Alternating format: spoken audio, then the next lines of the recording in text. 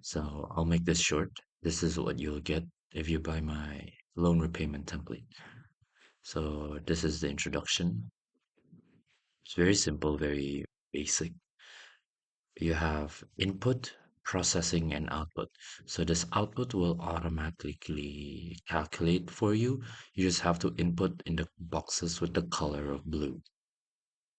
So let's say you want to buy a house. You want to buy a house that's somewhere in the ballpark of 300,000.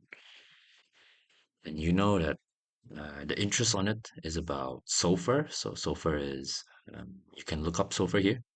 I've already added the links as well. You can click on it and you can input. So far right now is about 5%, and you have a margin on top of that. So if you get a loan to purchase a house, let's say, you're not getting a 5% interest on that loan. Basically, it's almost impossible. So usually you'll get a bit higher than 5%. So let's say you already know your loan is about what 8%, or maybe let's say 9% interest on your loan. So that gives us a margin of 4%, right? So your total interest will be interest plus margin. So if you don't know how much your margin will be, is so you can get your SOFR here and put it in the interest rate portion, and your margin you can there's for reference. If you're gonna purchase something with your credit card, your margin's about 5 to 6%, and that's crazy. I know.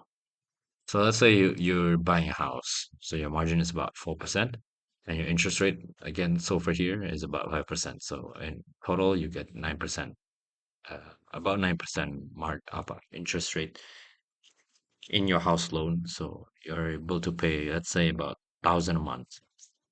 You can see right here that you're not gonna be able to repay everything. Why?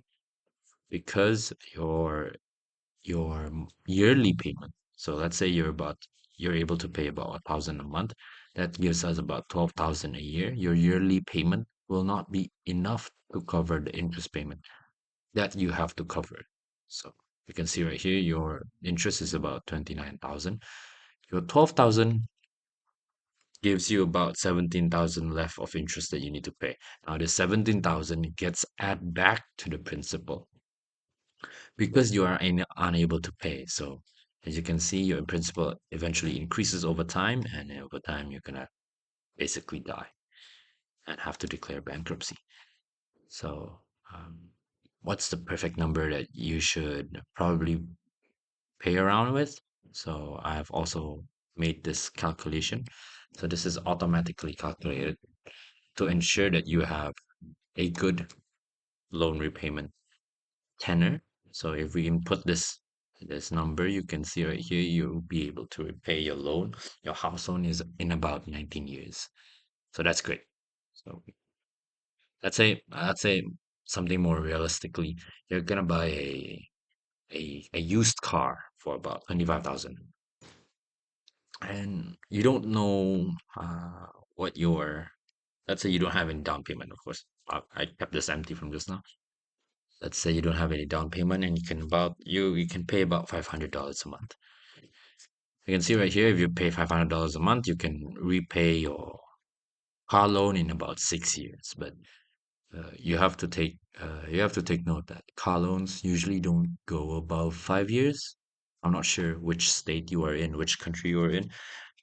Car loans are usually about 5 years, so you have to bump this up a little bit more. I don't mind this recommended monthly payment. This is automatically set so your loan tenor is about 20 years, which is average for any kind of loan. So any working capital loan or house loan. If you're gonna do about car loan, so make sure you have your loan tenor about 5 years. So we bump this up to $600. And you can see right here, complete straight up 5 years, fully paid. You can see in the calculation as well, fully paid within 5 years. So yeah, I mean, this is the perfect simple template for you to use before going to the dealership, before going to the bank. You can estimate your how much loan you need, how much down payment you can put. and how much money per month you can put. If this shows no, so for example, you can only put $10 a month. If this shows no, then don't bother going to the bank. Don't bother going to your dealership. If this shows yes, then you can do it. I mean, it saves time, saves you resource, and yeah, thank you.